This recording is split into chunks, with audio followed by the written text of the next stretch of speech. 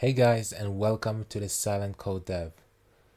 So in this video, we're going to be talking about the CSS variables, and you've probably heard about it before, but you don't really know what it is. I'm going to tell you right now because I think as a beginner, it's important to know about it because it can save you a lot of time. And yeah, we're going to get into it. But before we start, I just want to say that CSS variables is a way in it's basically variables, right? It's like you have a place in CSS to store values, right? You can reference to different values, the font size, colors, height, space, margin, padding, all these things. You can reference it. You have basically a place in CSS file that you can store these values and you can reference them with the var function. And I remember when I first learned about CSS variables, I thought it was something super complicated and I didn't really get it. So in this video, I'm going to show you what the CSS variable or how they work, right? And I'm going to explain to you why you should use it. You will actually see. So as you guys can see here, I've just quickly created a site.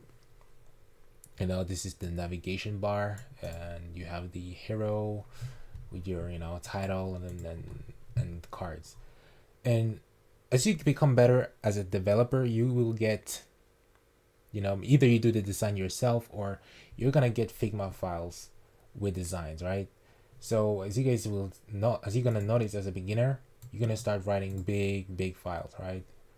You guys can see this is not even big, but as you guys can see, there's a lot of text. So in CSS, we have something called the dry principle, which stands for do not repeat yourself, right?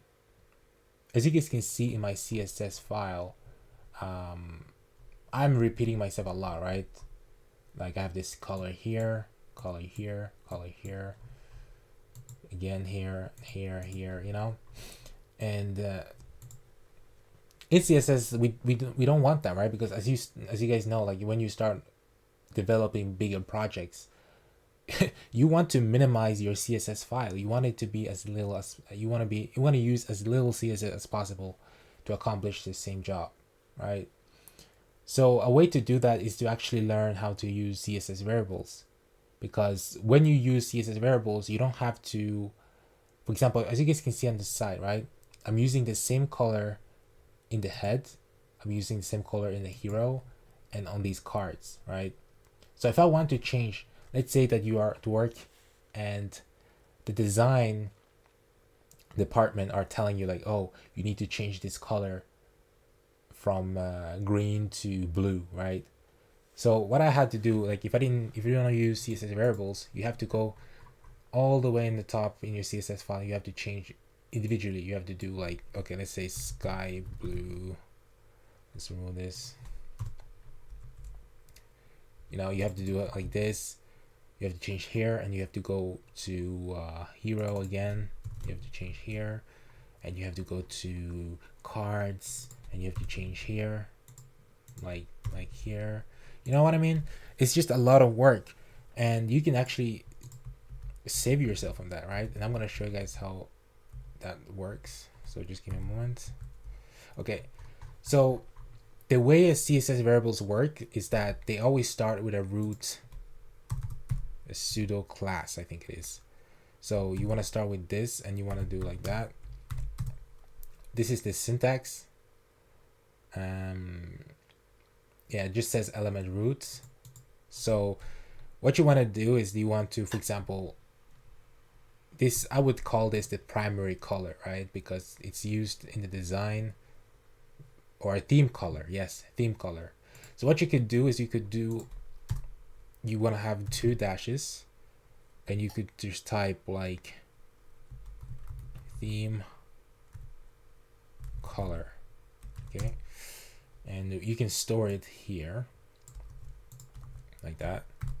So you have the name. This is the reference name, and this is the actual value, the color that you're gonna have, right? So instead of using them here, you can just reference them by using the var function and the theme color. And as you guys can see, I have the same color, right? So I'm gonna show you guys something. So I'm gonna just replace them here and here and here, and also I think in the card here. Okay, so instead of going from 1 1 1, if they tell you to change the color, I can just change the color here, right? If I say type sky blue, as you guys can see, it changed like that. You know, you can just, it's so easy to use. And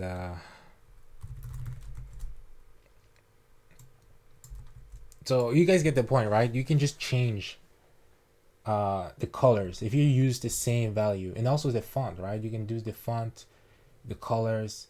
It's just really good.